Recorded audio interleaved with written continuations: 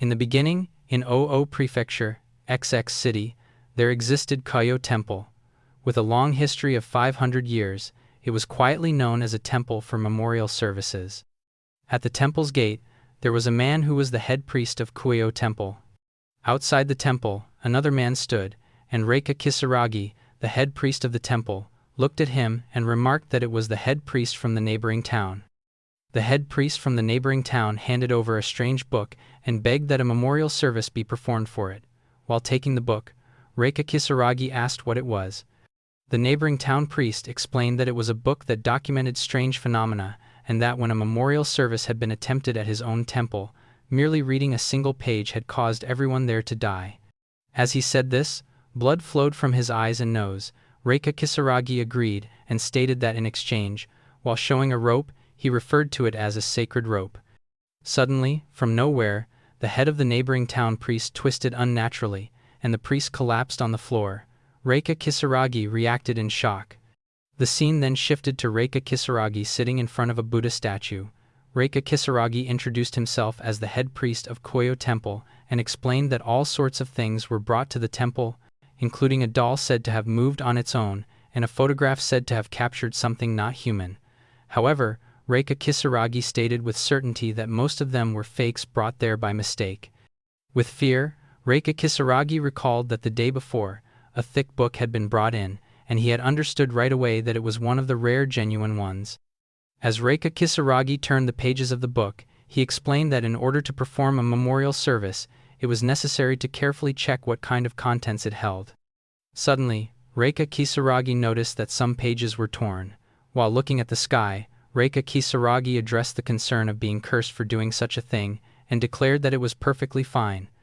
Holding a paper in his hand, Reika Kisaragi explained that the temple possessed various wards that protected one from curses, a total of 300 protective talismans, chrysanthemums as the flowers offered to the Buddha, 2 bodhisattva statues, and in the center, 1 Tathagata statue. On either side of the gate stood Jizo statues, and a sacred rope stretched around the temple grounds. Reika Kisaragi then recounted that long ago, when an attempt had been made to exorcise a spirit said to be the most powerful in Japan, every protective talisman had been stripped away. However, the other wards had escaped disaster without even a mark. Reika Kisaragi asserted that unless the curses of all Japan were to descend at once, the wards of this temple would never be broken. Reika Kisaragi then picked up the page of the first story and declared that it was time to perform the memorial service for the first story. The scene shifted to Record 1, the giant monster of the mountain. A house and a vehicle were shown. Inside the vehicle, a man wondered where he had put the car keys. The man went to his wife, Mako, and asked if Mako knew where the car keys were. Mako said that she did not know and suggested that they might be in the man's pocket. After checking, the man realized she was right. Mako commented that the man had been forgetful lately, and the man denied it while heading out. The scene shifted to night, where the man was reading a newspaper and asked Mako if dinner was ready yet. Mako replied that they had just eaten. The man, with a strange smile, acknowledged that was right. Mako asked if it could be that the man had dementia. The man stood up angrily and denied it, insisting that he had simply forgotten, and then left. Mako called out, asking where the man was going. The man replied that he was going out for a smoke. Mako questioned this and then noticed the cigarettes on the table, pointing out that the man had forgotten the cigarettes. The scene shifted to the man looking at the mountain in shock and wondering whether the mountain had always been there. Mako came out of the house and reminded the man that he had forgotten the cigarettes. The man pointed at the mountains and asked Mako whether the number of mountains had increased. Mako, with concern, said that it was impossible and told the man to get a hold of himself. The man insisted that it was real. Mako grabbed the man's hands and urged going to the hospital before it got worse. The man pulled away angrily, declaring that he was not going to any hospital and that he did not have dementia. Mako, crying, asked the man what the name of their son was. The man could not remember. Mako told him that it was Keiichi. The man repeated the name, acknowledging it. Mako cried that at this rate, the man would end up forgetting even the most important things. As Mako embraced the man thought that the car keys did not matter, whether dinner had been eaten did not matter, and the number of mountains did not matter. But that family was the one thing he did not want to forget. The man agreed to go to the hospital. The man then noticed Mako looking at the mountains and asked what was wrong. Mako responded that there were too many. In shock, the man questioned this, and Mako stated that there were too many mountains. The man realized that Mako could see them too, and Mako confirmed it. Suddenly, they saw the size of the mountains increasing. A demon emerged from the mountain and screamed. Mako screamed in fear and fell to the floor. The man grabbed Mako's hand and urged her to get up and run. They ran toward the vehicle as the demon came from behind, raising its hands to kill them. They both reached the vehicle, and Mako urged the man to hurry. In fear, the man panicked about where the car keys were and screamed about not knowing where he had put them. Mako shouted to check the pockets. After checking, the man found the keys. The demon's arms were only a short distance from the car, and after a few seconds, the demon struck the car. Everything was lost, nothing was left, and both the man and Mako died. Suddenly, the demon also began breaking into pieces and converted into small particles. The scene shifted back to the temple, where Reika Kisaragi burned the pages of Record 1 and stated that with that, the page had been laid to rest. While praying, Reika Kisaragi reflected that when one noticed something unusual in a familiar landscape, it might already be too late. Suddenly, the protective talismans began coming out from the wall, and it was not a good sign. After that, the man picked up the talismans from the floor and stated that it seemed that when the tail of the giant was red, one of the talismans had come off. He then looked at the book and stated that the book might be more dangerous than he had imagined.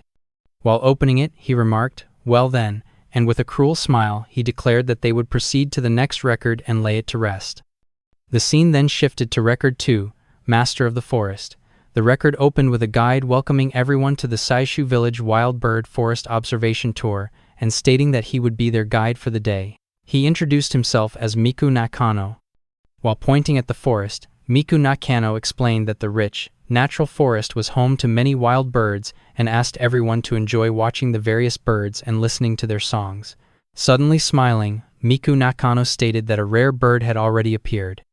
While pointing toward the pond, Miku Nakano explained that the blue bird on the left was called a kingfisher, that it had very beautiful colors, and that it was so popular that some people joined the tour just to see it. The tourists looked at the bird through their binoculars and commented that it was cute and very pretty. One of the tourists suddenly exclaimed about seeing a huge bird. With a smile, Miku Nakano explained that, when looking through binoculars, birds seemed very close and looked really big. A child then called out to Wani-chan and mentioned that there was a bird going cuckoo. With a smile, Miku Nakano suggested that it might be a cawing bird and explained that there were lots of crows around the area as well. A father, while looking at his son through binoculars, joked that his son also looked huge. Another child told his father that the bird sounded like Papa's snoring, and the father gently scolded the child. Seeing this, Miku Nakano formed an embarrassed smile and thought that there were seniors and kids on the tour, and that today's tour looked like it was going to be tough. Suddenly, one of the tourists noticed something in a tree and shouted in confusion. Miku Nakano asked what was wrong, and the tourist pointed at the tree. A frog's body was impaled on a tree branch, and it was dead. After seeing it, Miku Nakano explained that this was the work of a bird called a shrike, and that shrikes had the habit of impaling their prey on branches, either as winter food storage or to appeal to females. Miku Nakano added that this habit was called hyene. One of the tourists commented fearfully that it was pretty cruel. Miku Nakano agreed and reflected that although he had gotten used to it, when it was put that way, it really was cruel. Suddenly, an old lady spoke from the back and addressed the guide. Miku Nakano turned around and asked what the matter was. With a tense face, the old lady explained that she could not seem to find her husband. Shocked, Miku Nakano reacted in disbelief. Miku Nakano then addressed everyone and announced that one person had gotten separated. He stated that from that point onward, he and the missing person's companion would go search, and he apologized while asking the rest of the group to stay there and wait for a while. Miku Nakano and the old lady left to search for her husband. With a tense face, Miku Nakano thought that as the guide, this was his responsibility and that he had to find the missing man quickly. Noticing how tense the old lady looked, Miku Nakano reassured her that it was a small forest and that they would find her husband in no time. The old lady smiled slightly and thanked him. They continued searching while calling out loudly. As they searched, the old lady remarked that there sure were a lot of shrike birds. Miku Nakano replied that he did not think there were that many. The old lady then pointed at the trees and said that there were so many hyena. Miku Nakano saw an unusually large number of impaled animals and, with a tense expression, thought about how strange the number was. Suddenly, Miku Nakano heard voices from behind and ran toward them, while asking what was going on. A tourist, with a frightened face, pointed at a tree and asked whether that was also the work of shrikes. Miku Nakano looked at the tree and saw a crow impaled there. With fear and shock, Miku Nakano ordered everyone to leave the forest immediately, stating that this was most likely the work of a human. The tourists reacted in disbelief, questioning how it could be a human. Miku Nakano explained that a shrike was a bird about 20 centimeters long and that it was impossible for it to bring down a crow. Suddenly, the old lady placed her hand on Miku Nakano's shoulder and mentioned that her husband still had not been found.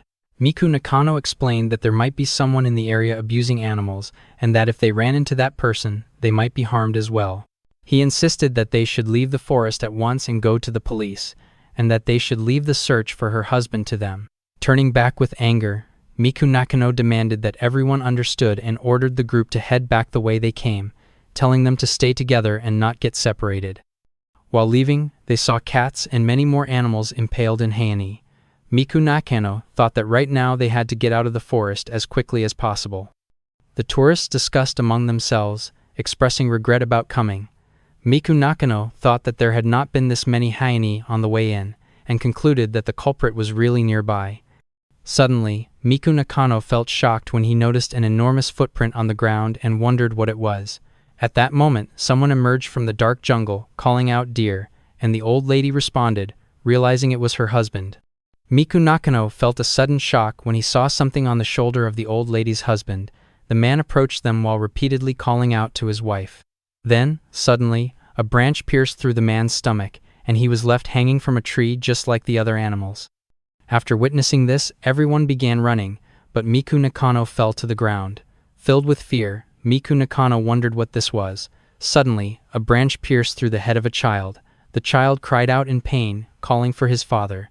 The father screamed his son's name in agony. One after another, everyone was killed, their bodies hanging from the trees, leaving only Miku Nakano alive. Miku Nakano was overwhelmed with fear and pain at losing everyone.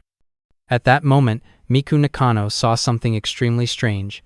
A bird with an almost human face, far larger than a tree, capturing the old lady in its mouth. The scene then shifted back to the temple, where the priest was burning the record while stating that the page had been put to rest. The priest warned that if someone felt something was wrong in the forest, they should leave immediately, though by the time the strangeness was noticed, it might already be too late. The talismans then began coming out from the wall, and it was revealed that this was only the beginning.